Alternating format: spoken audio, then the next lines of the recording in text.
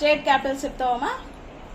Andhra Pradesh, Amaravati, Arunachal Pradesh, Itanagar, Bihar, Patna, Goa, Panaji, Gujarat, Gandhinagar, Haryana, Chandigarh, Karnataka, Bengaluru, Maharashtra, Mumbai, Madhya Pradesh, Bhopal, Punjab, Chennai, Punjab Nana,